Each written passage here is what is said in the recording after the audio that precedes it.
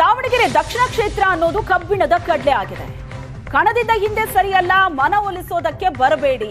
ಕಾಂಗ್ರೆಸ್ಗೆ ಪಕ್ಷೇತರ ಅಭ್ಯರ್ಥಿ ಖಾದರ್ ಆದಿಲ್ ಸಂದೇಶ ಕೊಟ್ಟಿದ್ದಾರೆ. ಹಾಗಾಗಿ ಈ ಕ್ಷೇತ್ರ ಅನ್ನೋದು ಕಾಂಗ್ರೆಸ್ಗೆ ಬಹಳ ದೊಡ್ಡ ಸಂಕಟವನ್ನ ತಂದಿಟ್ಟಿದೆ. ಮನವೊಲಿಸೋದಕ್ಕೆ ಬರಬೇಡಿ ಅಂತ ಹೇಳಿದ್ದಾರೆ ಕಾಂಗ್ರೆಸ್ಗೆ ಪಕ್ಷೇತರ ಅಭ್ಯರ್ಥಿ ಆದಿಲ್.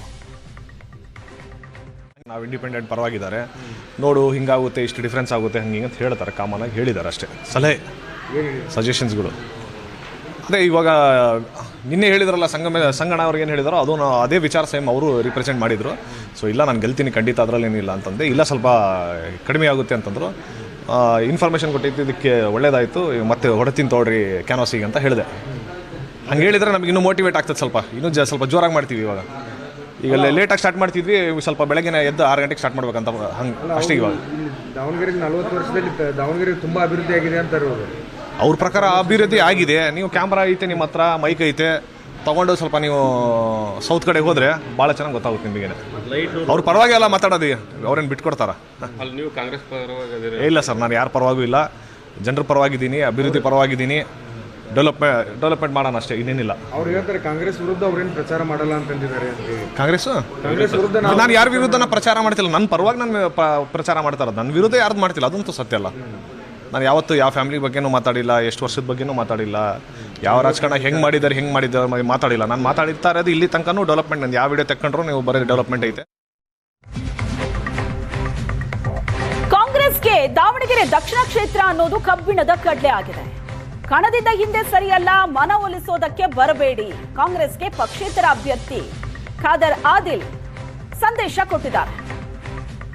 ಹಾಗಾಗಿ ಈ ಕ್ಷೇತ್ರ ಅನ್ನೋದು ಕಾಂಗ್ರೆಸ್ಗೆ ಬಹಳ ದೊಡ್ಡ ಸಂಕಟವನ್ನ ತಂದಿಟ್ಟಿದೆ. ಮನವೊಲಿಸೋದಕ್ಕೆ ಬರಬೇಡಿ ಅಂತ ಹೇಳಿದ್ದಾರೆ ಕಾಂಗ್ರೆಸ್ಗೆ ಪಕ್ಷೇತರ ಅಭ್ಯರ್ಥಿ ಆದಿಲ್.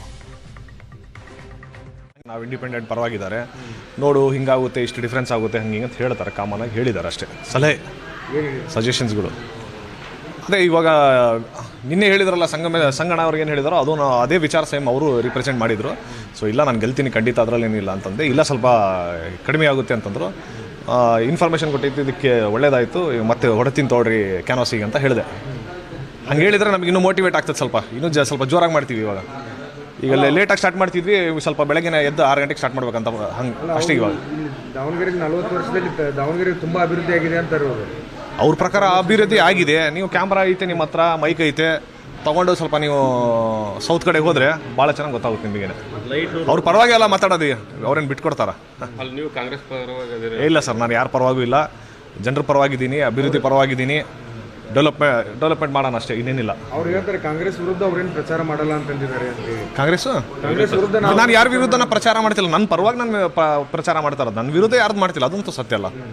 ನಾನು ಯಾವತ್ತೂ ಯಾವ ಫ್ಯಾಮಿಲಿ ಬಗ್ಗೆನೂ ಮಾತಾಡಿಲ್ಲ, ಎಷ್ಟು ವರ್ಷದ ಬಗ್ಗೆನೂ ಮಾತಾಡಿಲ್ಲ, ಯಾವ ರಾಜಕಾರಣ ಹೆಂಗೆ ಮಾಡಿದ್ದಾರೆ ಮಾತಾಡಿಲ್ಲ. ನಾನು ಮಾತಾಡಿರ್ತಾ ಇರೋದು ಇಲ್ಲಿ ತನಕನೂ ಡೆವಲಪ್ಮೆಂಟ್. ನಾನು ಯಾವ ವಿಡಿಯೋ ತೆಕ್ಕೊಂಡ್ರು ನೀವು ಬರೀ ಡೆವಲಪ್ಮೆಂಟ್ ಐತೆ.